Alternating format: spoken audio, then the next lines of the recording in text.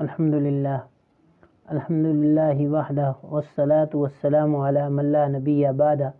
اما بعد فاعوذ باللہ من الشیطان الرجیم بسم اللہ الرحمن الرحیم قال اللہ تبارک و تعالی فی القرآن المجید والفرقان الحمید قل ان صلاتی و نسکی و محیای و مماتی للہ رب العالمین وقال اللہ تبارک و تعالی لن ینال اللہ لحومها ولا دماؤها ولكن يناله التقوى منکم۔ صدق اللہ المولانا العظیم وصدق رسولہ النبی الکریم ونحن علی ذلک لمن الشاہدین والشاکرین والحمد للہ رب العالمین۔ قابل صد احترام میرے ایمان والے بھائیوں، بزرگوں اور عزیز ساتھیوں، سب سے پہلے میں تمام عالم اسلام کو اپنی جانب سے، اپنے احباب کی جانب سے عید کی بہت بہت مبارکباد پیش کرتا ہوں اور دعا کرتا ہوں کہ اللہ کرے کہ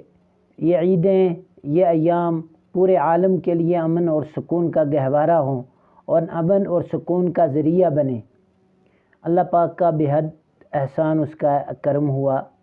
کہ اللہ نے ہم سب کو زندگی میں ایک بار پھر یہ ذی الحجہ کا مبارک مہینہ نصیب فرمایا اور یہ بقرہ عید کا موقع نصیب فرمایا ہے۔ اللہ ہم سب کو ان ایام کی قدر کی توفیق عطا فرمائے۔ پہلی بات یہ ہے کہ ہم جو ایمان والے ہیں، اللہ تعالیٰ نے احکام اسلام جو ارشاد فرمائے ہیں، اللہ تعالیٰ کی طرف سے جو اسلام کے احکامات آئے ہیں، ان میں سے، ان احکام میں سے ایک حکم قربانی بھی ہے۔ اور یہ بات یاد رکھنی چاہیے کہ اللہ تعالیٰ نے جن چیزوں کو مسلمانوں کے لیے لازمی یا ضروری قرار دیا ہے، اور ان میں سے ایک قربانی بھی ہے، لیکن یہ بات یاد رکھنی چاہیے تمام ایمان والوں کو کہ قربانی کے واجب ہونے کے لیے صاحب نصاب ہونا ضروری ہے۔ آج کی عید قربانی ہی کے نام سے موسوم ہوتی ہے۔ دیکھو، قربانی کے لیے چند چیزیں ضروری ہیں جس آدمی پر قربانی واجب ہوتی ہے۔ پہلے نمبر پر مسلمان ہونا، اور پھر عاقل ہونا، بالغ ہونا، اور پھر یہ چاہے وہ مرد ہو یا عورت ہو، اور پھر آزاد ہو، غلام نہ ہو۔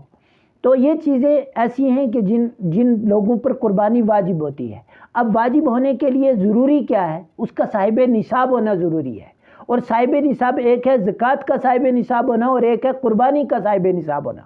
زکوٰۃ کے اعتبار سے جو صاحب نصاب ہے وہ ضروری نہیں کہ قربانی کے لیے بھی صاحب نصاب ہو، نہیں، زکوٰۃ کے الگ حکم ہے اور قربانی کے لیے یہ حکم ہے کہ آپ ان ایام کے اندر جن میں قربانی کے دن ہیں، اگر ان دنوں میں آپ صاحب نصاب ہو جاتے ہیں، یعنی ضرورت اصلیہ سے زائد آپ کے پاس مال آ جاتا ہے یا ہے، اور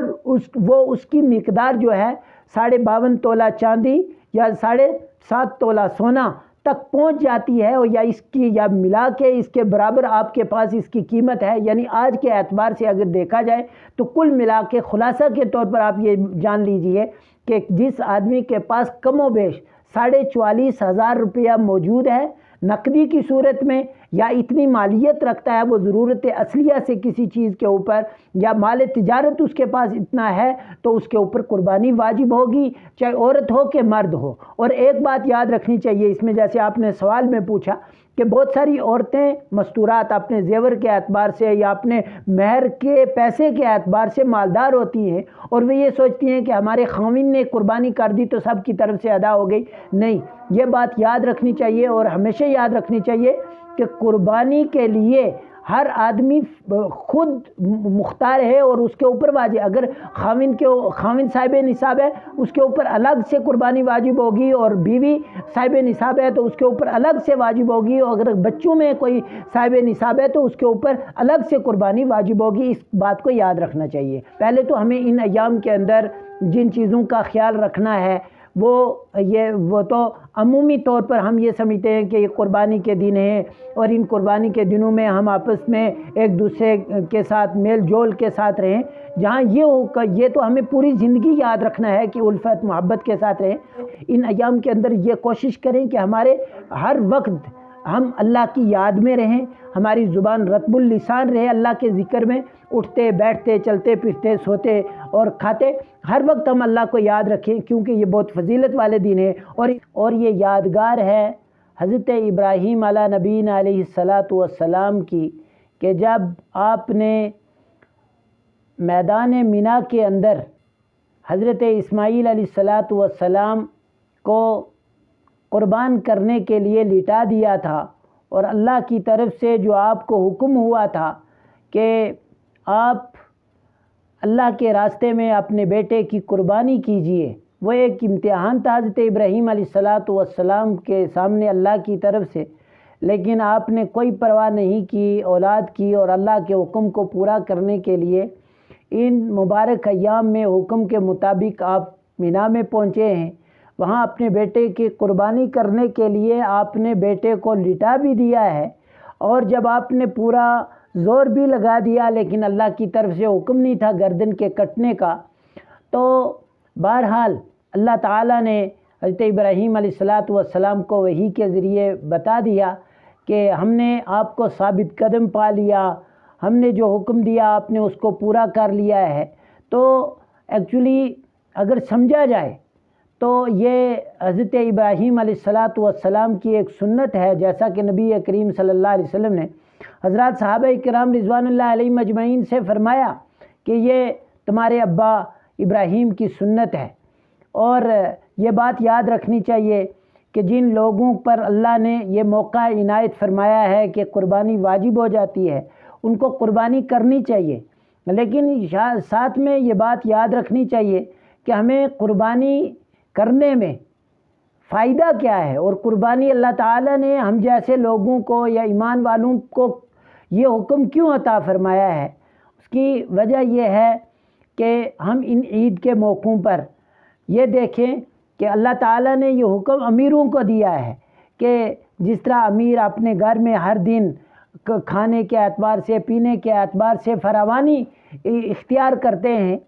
تو اللہ تعالیٰ نے یہ ایک ذریعہ بنایا کہ آج پورے سال میں آپ اس دن میں ایسی قربانی کرو، ایسی قربانی دو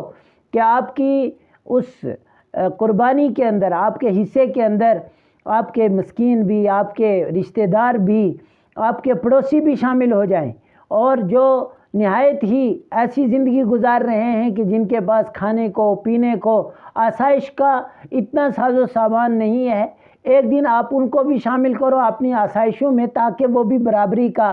اپنے آپ کو حصہ دار سمجھ سکیں۔ بہرحال میرے بھائیوں بزرگوں اور دوستوں، آج عید کا مبارک دن ہے، آج عید کے مبارک ایام چل رہے ہیں، تو اس میں ہمیں سب سے پہلے احکام شریعہ کو یاد رکھنا چاہیے، اور ان تمام چیزوں سے گریز کرنا چاہیے کہ جس سے دوسروں کو تکلیف ہوتی ہے، جس سے اس لیے کہ اللہ کے نبی صلی اللہ علیہ وسلم نے ارشاد فرمایا، آپ وسلم فرمایا کہ ہر وہ چیز کہ جو دوسرے آدمی کو تکلیف دینے والی ہو وہ ممنوع ہے، ناجائز ہے۔ آج ہم اپنی انا کو دکھانے کے لیے، اپنے آپ کو ظاہر کرنے کے لیے، یا اپنی مالداری کو ظاہر کرنے کے لیے دوسروں کو تکلیف بھی دے دیتے ہیں، چاہے وہ ان کے مالی تکلیف ہو، چاہے ایذائے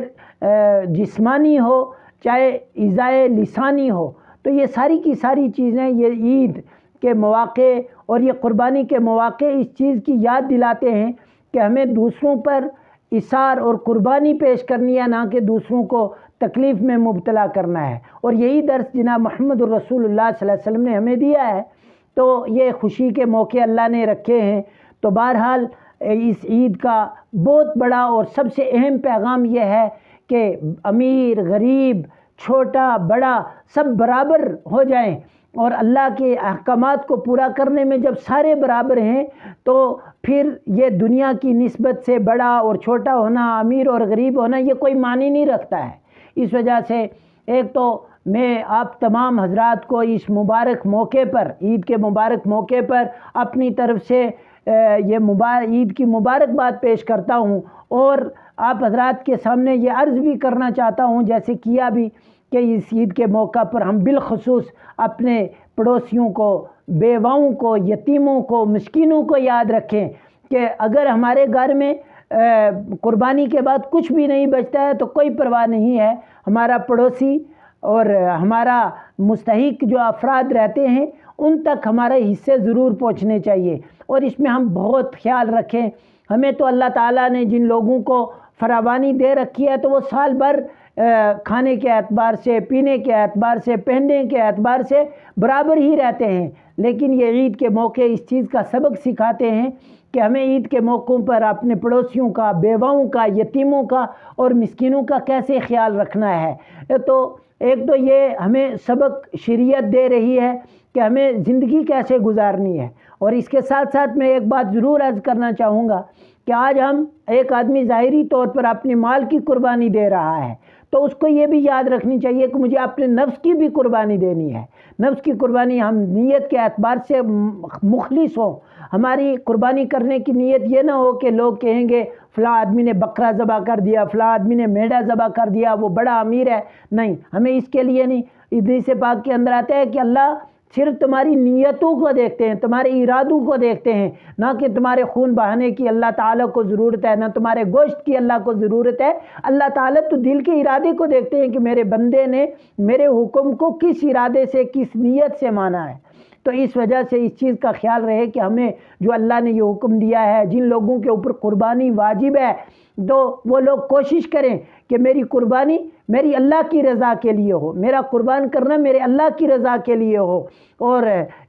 جب اللہ کی رضا شامل حال ہوگی تو اللہ کے ہاں عبادت قابل قبول ہوتی ہے، اور جس میں اللہ کی رضا شامل حال نہ ہو، اللہ کو راضی کرنا مقصود نہ ہو، دکھلاوا مقصود ہو، تو حدیث پاک کے اندر آتا ہے کہ وہ عبادت کرنے والے کے منہ پر مار دی جاتی ہے، اور کل قیامت میں اس کو رسوائی کے سوا کچھ حاصل نہیں ہوگا اس عبادت سے۔ اس وجہ سے میں اپنے تمام بہنوں کو، بھائیوں کو اور تمام عالم کے مسلمانوں کو یہ پیغام دینا چاہوں گا کہ یہ عید ہماری آپس میں بھائی چارہ، آپس میں محبت، آپس میں الفت کا ایک پیغام لے کے آتی ہے، اور عید سال میں ایک دو بار ہوتی ہیں، اور بالخصوص عید البقرہ یا عید الفطر سال میں ایک بار آتی ہیں، لیکن اس کا پیغام پورے سال کے لیے ہوتا ہے کہ جہاں ہم اپنے مال کی قربانی دے رہے ہیں، اگر ہمیں اپنی جان کی قربانی دینی پڑے وہ بھی اسلام سے گریز نہ کریں، اپنے نفس کی قربانی دینی پڑے تو وہ بھی دیں، اپنے وقت کی قربانی دینی پڑے تو وہ بھی دیں۔ یہ قربانی ایک سبق سکھاتی ہے۔ تو اس موقع پر میں دوبارہ آپ تمام ساتھ الفت کے ساتھ، تو اسی طرح ہماری ساری زندگی گزرے، ہم ایک دوسرے کے ساتھ پیار، محبت اور الفت کے ساتھ رہیں، آپس کی بغض،